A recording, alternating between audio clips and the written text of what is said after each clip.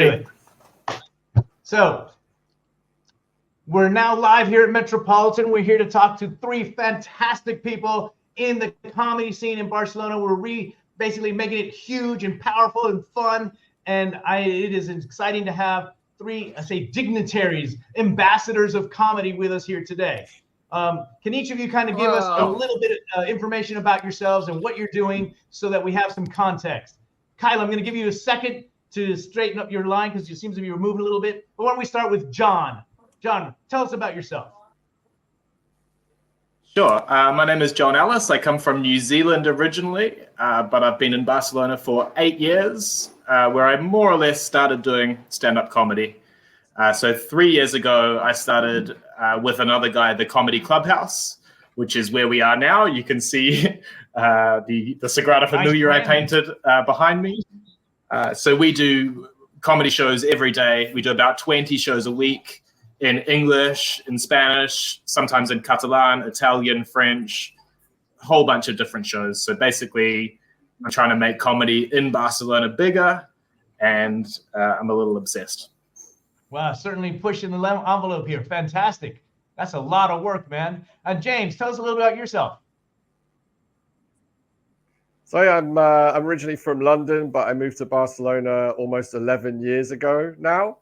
And I started doing comedy here for the first time around 2019, just went along to one of the very few open mics at the time and absolutely fell in love with not only the art form, but just the amazing community that's here. And within a couple of years, I started producing my own shows.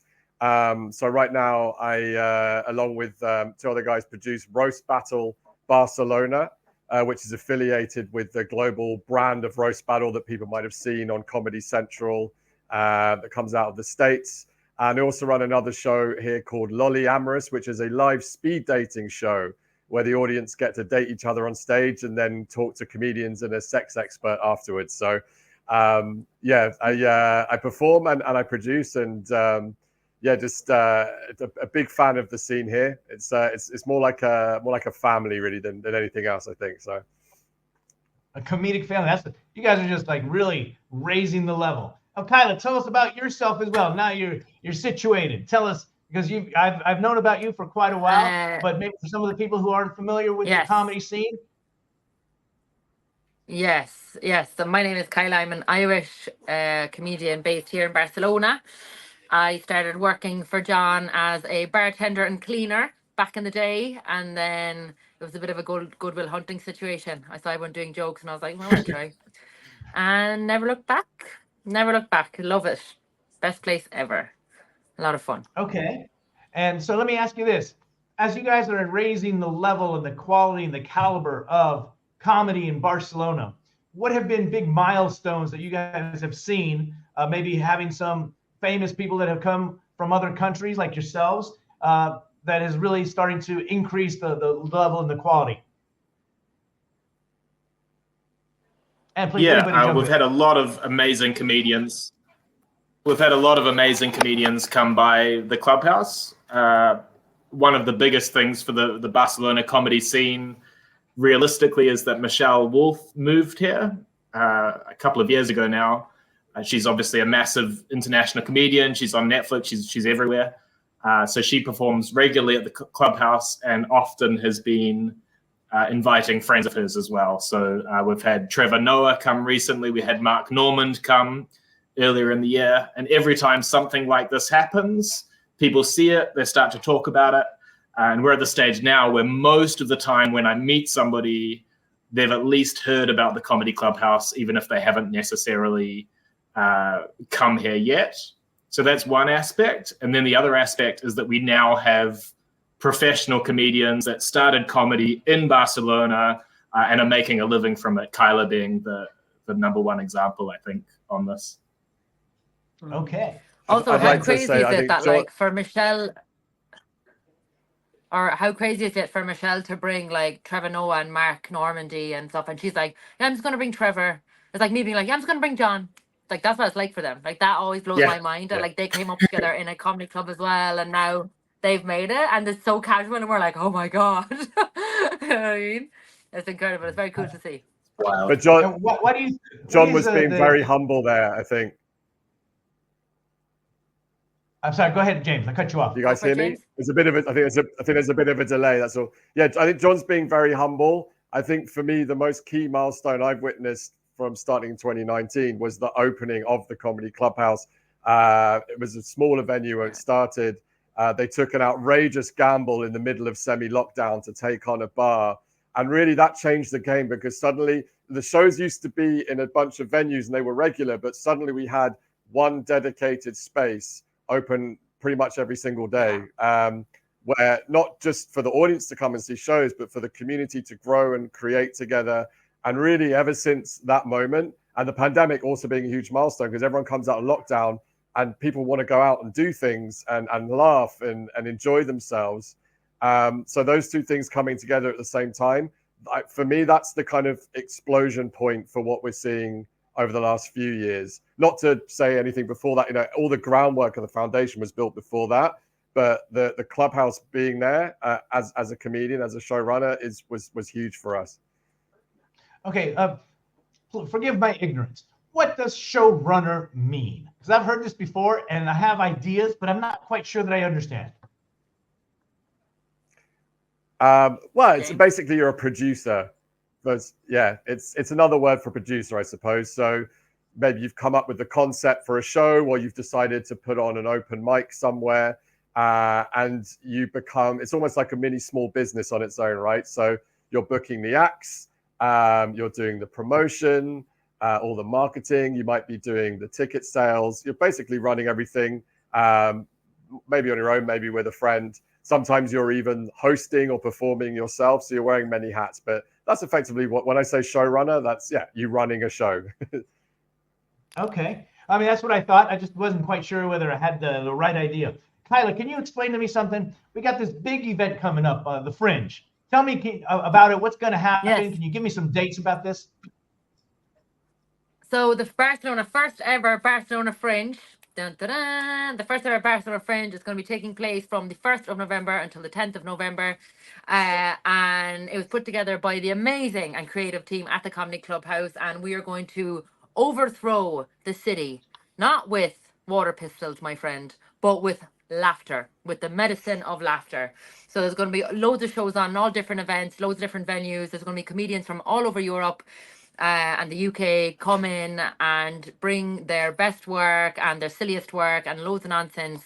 And we're just going to make sure that the community expands and people feel welcome and everyone can enjoy it as an audience member or as an artist or as a producer or whatever it is. So yeah, the Barcelona Fringe is going to be the first of many, and I think it's going to be really, really excellent. So you should come and check it out, Victor. Come and hang out and then write a big piece about it and be like, oh wow, this is amazing. This is definitely going to have longevity. Well, definitely, because, you know, laughter is the best medicine. And I've been to shows, and it's just fantastic to see, because you walk in, and even if you had a really frustrating, annoying day, you come out and you see this amazing talent. And I've seen this, like, oh my God, I've seen some of these people, but I didn't know that you could get all of them at the same time together. And to have 10 continuous days, is that what's going to happen, of just powerful shows? Yeah. Yeah, powerful Yeah, shows, we're gonna and have fun shows and vulnerability and Go ahead, so John. in total, there's going to be over 200 shows. So Holy just moly. overall, there's going to be at least 200 shows across 15 different venues in Barcelona. There's going to be shows in English, Spanish, Catalan, French, Italian, Hinglish, like Hindi and English, and Russian as well. So 7 languages or more we'll see. And everything as well. So it's stand-up comedy, it's improv, there's a lot of clown, there's some plays, there's no excuse, is what I'm saying.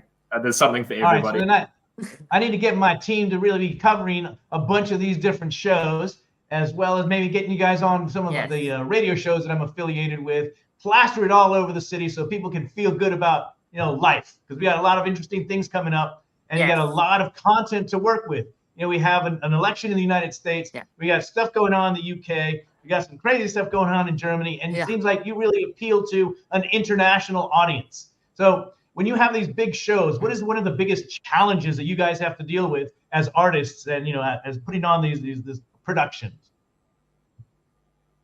Victor, nobody understands me who's second language English. So when I speak in English with my Irish accent, people are like, where are you from? Like, this is an Irish accent, all right? This is how it's spoken.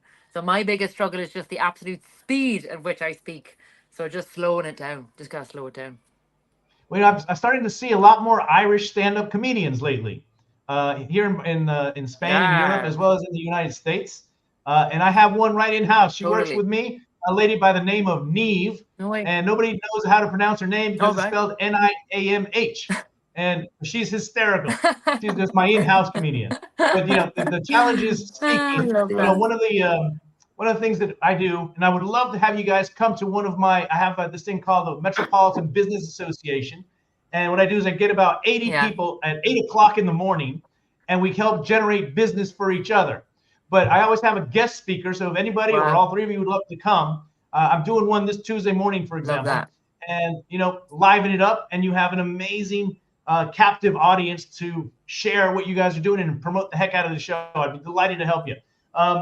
So it's Cool. speaking, do Amazing. you guys Amazing. touch on intercultural communication issues? Now that you have you all speak native level English, but you're in a non-English speaking country. How does this show up or manifest in your shows? With that, it's a very interesting point you make, Victor, because as people coming up through a scene based in a European country, most of our audience are not actually native English speakers. It's not just British and Americans and Irish that come to these shows. You're in a room of 60 people, there could be 30 different nationalities. You're trying to connect with jokes and humor using English language, right? So that's a really interesting skill we've all had to learn naturally, is how do I relate to an audience with an Italian, an Ecuadorian, a Brazilian, and a Russian in it, and make them all laugh without losing them. And it's funny because we get a lot of visitors coming over now from the UK, from the US, and a lot of very good comedians. And not to denigrate them at all, but you see sometimes it takes them like a show or two to get used to the difference between a more homogenous audience you might get, say, in a London club, versus the massively varied amount of people you get here. And it's a really underrated And skill sometimes they're that like, people are learning. sometimes they're like, oh, you guys here in Spain, you Spanish people, and there's like 4 Spanish people, and we're like, well, you're not getting it. And John, American comedians will often sort of. No, please continue. Go. Yeah, I mean this is a unique challenge with the Barcelona Fringe Festival in particular, because we are trying to do it in as many languages as we can, and that means working with a lot of comedians that don't necessarily speak English. So a huge aspect of it is making sure that all of our communication is translated into Spanish and into Catalan, at least, if not more languages than that. So it can be extra work, but there's a lot of, for example, La Llama is a part of it, which is a Spanish Catalan comedy bookstore. Actually, in fact, I think the only bookstore in the world that is dedicated exclusively to comedy. So it's worth it for us to do the extra work to kind of make sure that we're working with as many people as we can. And sometimes it generates material. Like sometimes if I say something like an Irishism and then I see the audience faces and I'm like, well, I've got to explain this. And then you explain it. Like I said the other day, oh, he didn't lick it off a stone, which means like it didn't come from anywhere, So I was like, oh, I didn't lick it off a stone. And then I could see the faces and I was like, okay, how do I break this down? How do I? And then that is like 3 minutes on stage of improv that ends up being really fun for everyone. And, so it's definitely like a win-win. Well, these idioms that maybe are very culturally based, just in a regular work environment, when there's good faith involved, sometimes it just sets up a classic hysterical situation because of, there's cultural references that people may not understand. But when you're dealing with an international audience, I think you guys have an even tougher job. One of the Jim Gaffigan came to Barcelona. He took me out to dinner a couple times, and we went to a restaurant here in Barcelona, and he didn't know anything. And he very quickly incorporated some of the funny stuff about the cagatio and the caganes. Yeah. And he thought we were messing with him completely. Yeah. And then he kind of did his own research and realized that this was it. You guys also like visit and bring in some of the funny aspects of living in Barcelona into your shows? Yeah, big time. Me anyway, definitely. I love it. I love living. I always talk about the Judimento, the real kings of Barcelona, the Judimento who hold the power to everything. And having Catalan, sometimes it's funny in the show, you're like, where are you from? They're like, Catalan, and you're like, oh my God, welcome. Welcome to the show. You know, like, it's just like fun to, yeah, I do, definitely for sure. And what has been one of the biggest, I guess, successes and failures of trying to liven up and bring up the caliber of comedy here in Barcelona? We're always trying to do different things. I would like the comedy that we have at the Comedy Clubhouse to be as broad and as experimental as possible. You know, some people want to do really, really alternative stuff or clown stuff or whatever it is, which is amazing. But one thing that we've learned is that sometimes that kind of thing doesn't necessarily have the broadest appeal. So we now no longer tend to put the really, really whack stuff in the Saturday 8 p.m. slots. It tends to be something a little bit more attainable for everybody. And we have other slots that we might specifically for the wacky, the clown stuff, which we still want to do, but it's not necessarily everybody's cup of tea. So that's something we've learned for sure. But also in Barcelona, like for... No, go ahead, Kyla. Sorry. Also in Barcelona, like because it's such a varied audience and there's so many people come through and it's really transit, sometimes you have people coming to the comedy shows on like a Monday or Tuesday night and it's their first time being in the comedy club, seeing comedy. And that for us is training ground. It's the open mics. So it's new material night and new jokes and fresh stuff. So it's not always like really funny. So like the bit of you that wants to be like, come back on Friday and Saturday and like see the tried stuff. It's hilarious, I promise. So also that can be kind of hard. It's like Barcelona's so quick and there's so many different people. You want them to have the best time ever and see everyone do like a great job. But we know being artists, that's not always the case. Right? You have to fail a little bit. So I feel like on Mondays and Tuesdays when you've got a really big audience of like 40, 50 people and like half of them it's their first show, you're like, oh my God, come back and see me do material like practice for like 2 years and you'll love it. You know what I mean?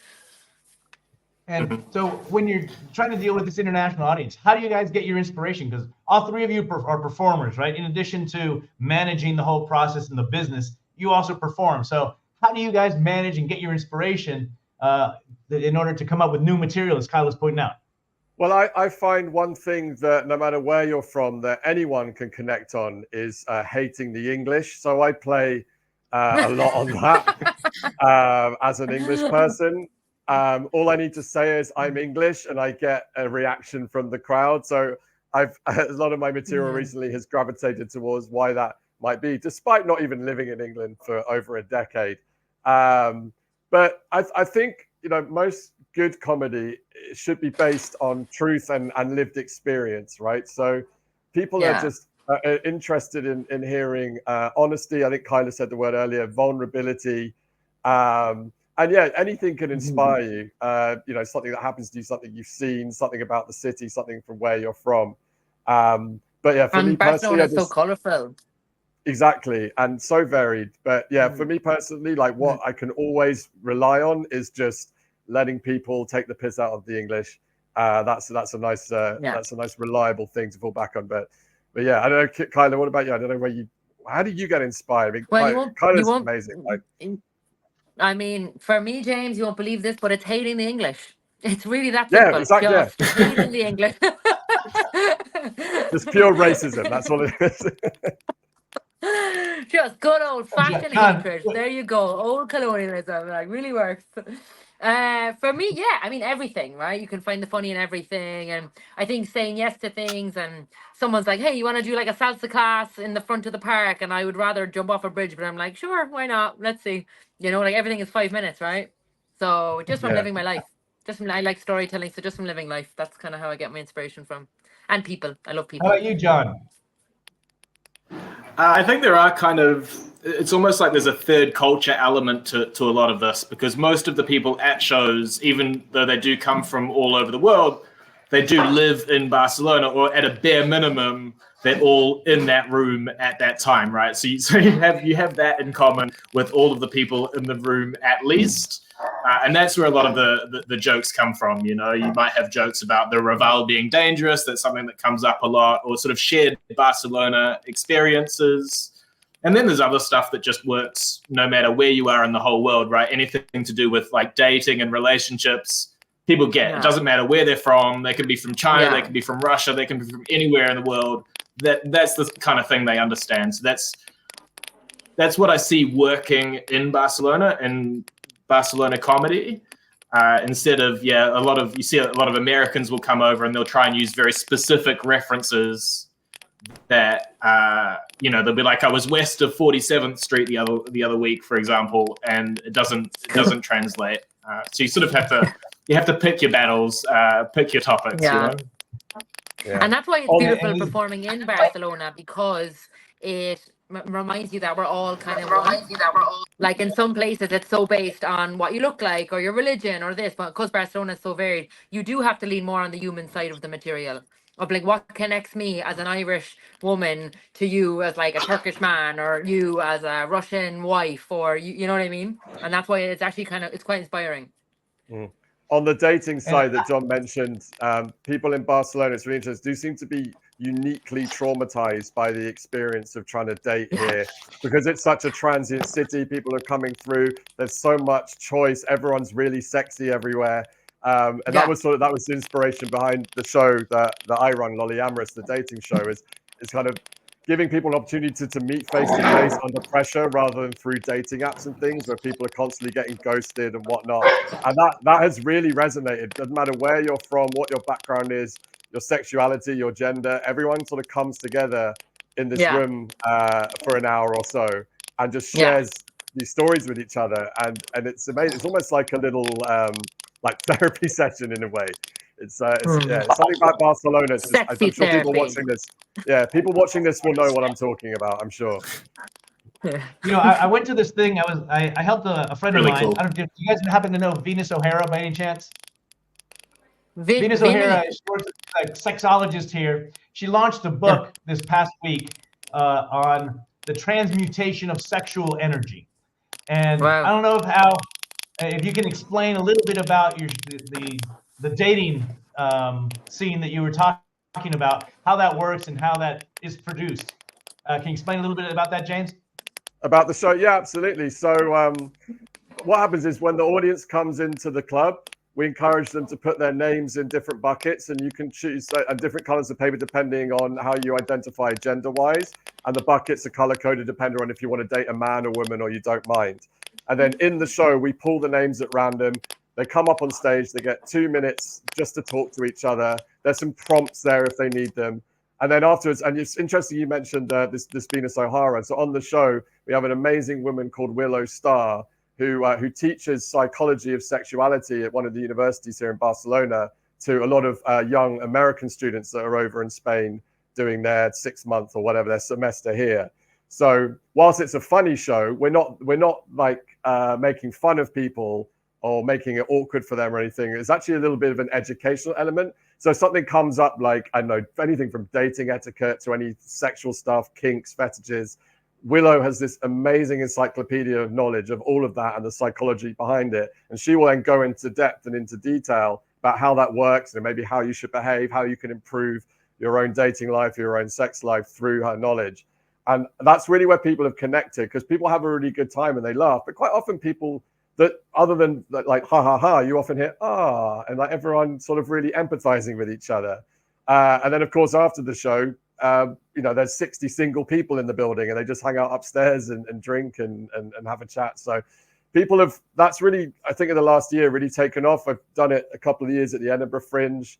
I'm in talks with a touring company right now about doing some dates in London, around Europe. So it's not just Barcelona, I think everywhere around. I just did it in Japan recently as well, and they loved it there. So I think that's a human experience everyone relates to, and we create a very warm and welcome environment where everyone has fun. And yeah, it's just really kicked off. And Kyla, before James and John came on, we were talking a little bit about James and John came on. There's an echo on my side. Can you talk a little bit about your experience in how you've developed and how you've become more and more seen here in Barcelona? Honestly, just from getting up on stage, just literally, I get up on stage almost every night in the Comedy Clubhouse. There's shows every single night, and I just, you know, you don't think it, but those 5 minutes, 7 minutes, 5 minutes, 7 minutes every week, you're exposed to so many different people. You've got a little moment to shine, and then people come want to see more of you. And it has been so organic and made so easy by the community and my friends in the community that I just feel, I know I probably wouldn't be where I am today if it wasn't for the Barcelona comedy scene, because it's like, and I've been to other scenes in Europe, and it's like, I mean, you know, we're organized and we take it very seriously, but I think we all know that we're having fun, and we're very lucky and privileged to be in the position we're in. So, you know, I have grown and my career has gone better than I could ever have imagined, but it's genuinely just the open mics, just getting up on stage, like pushing, trying to get up there as much as possible, as I said. And yeah, just grown. I don't even know. I wish I could like tell you like some formula. It just has been by doing it. You know what I mean? Like and it's been incredible. And now I get to go back to Ireland. So I based here, go back to Ireland once a month, do these big shows. And like if I was in Ireland back, because Barcelona, even just like location wise, it's so little that, you know, and all the showrunners from the different shows will work together to make sure that if there's a visiting comic or someone doing 2 or 3 shows a night, they'll collaborate so that we can all do the mics in the same night. Like, and that is unheard of. Like you go to a different scene, you're like, well, I've got a second show. They're like, I don't care. And you're like, okay, cool. You know, whereas here, like, okay, well, I know James, so I'll let James know, and you can open my show and then close his show and then host for Lolly Amorous and then judge for the roast battle. Like, it's a well-oiled machine, Victor, and it has come from such a place of love. Like, and you can feel that in it, you know. Yeah, that's the word I was going to say. That scene coming from a place of love. And I was hoping that John could kind of jump in here and explain how the Comedy Clubhouse has grown and become so much more popular and attracted powerful talent internationally. How can we help you explode with this love? Wow. That's so nice. Well, I want to say that the collaboration thing is really represented by what's happening with the Barcelona Fringe Festival, because single comedy producer, promoter, venue that I've approached to do it has been so excited and so keen to be involved. And they're volunteering time, they're creating space at their venue, they're helping to promote. James has been doing an awful lot of stuff in terms of PR and promotion and things like that. So yeah, the collaboration goes beyond just that, and it's in some ways a miracle that we do all get along as well as we do, which is really cool. How can you help make continue to flourish this thing that we're doing? Come hang out. Come if you want to try comedy. Like Kyla was saying, all you have to do is get on the mics at least twice a week. You can just come along, write your name down on a list. You can perform. You can be a part of this. You can take classes. And then when it comes to the Barcelona Fringe Festival, have a look at the shows. Just spend a little bit of time browsing. There's 200 shows. I promise there is something that you will like, guaranteed. So take some time, make some time, come hang out and see what we're up to. It's cool. Not to paraphrase you, but it sounds like what we're doing is you guys have been successfully building community within the comedy scene here, as well as is building awareness. But it's all accretive. Every little bit helps. And if also, I find that the scene seems to be very inclusive as well, not just internationally, but gender and female, males. I've seen some fantastic women on stage, and some of them had no experience, and they're just hysterical. You go home and you laugh for the rest of the week. And so, I guess if we can do something to help you continue building the community, as you guys have already said, we're be sitting on top of giants. But don't be shy. Please let us know if I can be of service to you. Let me know how, because Metropolitan, we would love to continue doing that. James, I thought you were going to say something there, and I felt like I might have cut you off. I wasn't, but since you asked, Victor, I mean, come to watch the shows, but also, as Bob Geldof once said, give us your effing money. If there's business people looking at this, you're interested in getting involved in this community, then, certainly my shows are accepting offers of in-kind sponsorship, financial sponsorships to really help grow it and attract more people, attract more international interest. But also, a lot of people in your community like I used to probably work in a big tech company here, maybe with other expats. You know, both the comedians and the audience members are potential employees, potential colleagues. It's an amazing way to reach people. You know, like John said, you know, the community here is like, at the end of a show, the comedians don't just go home and like, you know, we're on stage, we're off stage, we're gone. You know, we hang out with audience members. It's a real, especially at the Clubhouse, it's a real vibe where, you know, there's people who've been coming to shows for months and years that are now just as much part of that community as any of the performers are. So if there's anyone watching this just thinks, you know, that sounds like a really interesting thing I'd like to get involved in or maybe get some exposure to, contact one of us. And we, you know, like it's a community. We're not going to hoard it all. If we feel that there's someone else that's not on this interview that is appropriate to speak to, we'll gladly put you in touch with them as well.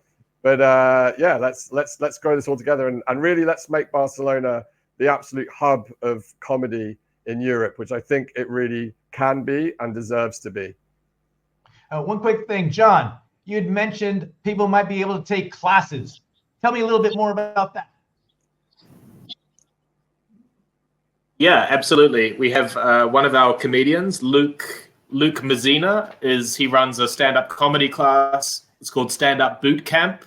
So the idea is you kind of whip yourself into stand-up comedy shape over 6 weeks, and then you do a performance at the end of that time. So he runs those classes about every 3 months. We have one that starts, and then to promote the competition a little bit, Chris Groves over at Secret Comedy Club is a fantastic comedy teacher. He's been doing comedy classes for years now and has loads and loads of students that have come into the scene through his classes.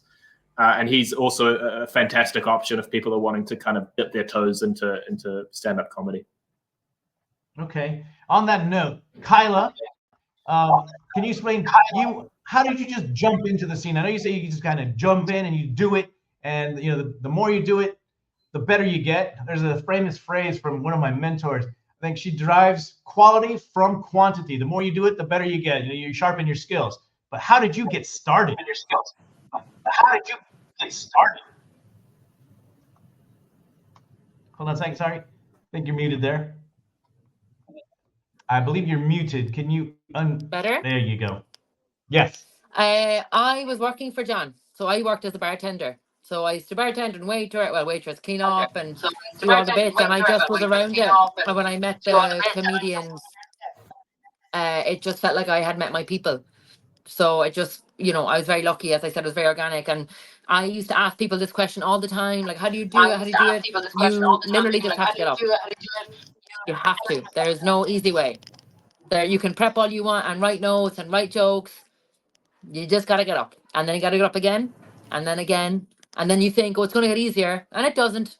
But it's very rewarding. So you just got to keep getting up on stage. All right. Well, I don't really have any other questions, but is there anything that you guys would like to add? And, you know, let us know how we can get in touch with you so that we can get and build this community, build awareness, and make sure that we get people out to you and give your friggin' money. I mean, for me, best way to contact me is probably we're all talking at the same time.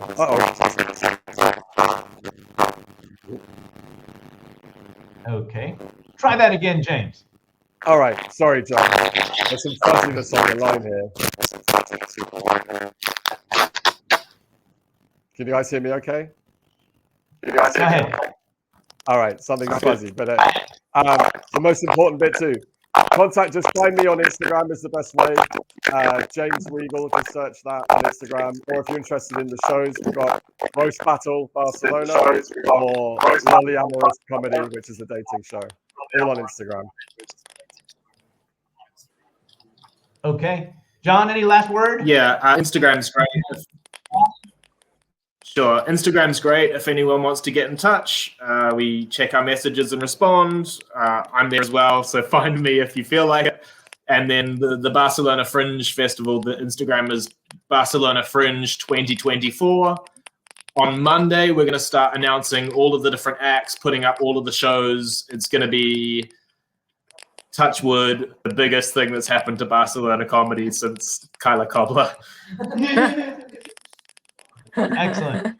Kyla, why don't you finish it off for us? What are your last words? Kyla Cobbler Comedy is my Instagram, Kyla Cobbler Comedy, but I'm always at the Clubhouse, either on stage, literally always, or hanging out. So if you want to just come find me, I'm there. I'll be hanging out with John. I'll be the lady with John. So yeah, I'm there. Comedy Clubhouse, Barcelona. That's where I am. Wednesdays. Okay. Well, thank you so much for this. This has been very helpful. Thank you. We here at Metropolitan, as you may know or may not, we try to add value to the English-speaking community of Barcelona, and I think we are so grateful for the work that you're doing, that Vivek is doing to help us, showcase the great talent that is here, as well as attract world caliber talent that might help us to accelerate that growth. So, I want to say thank you again for being with us, and I look forward to being at your show and promoting the hell out of it, because I think it's definitely needed. Legend. Thanks so much. It was a pleasure. Thanks for having me. Bye. Thank you, Victor. Thank you, guys.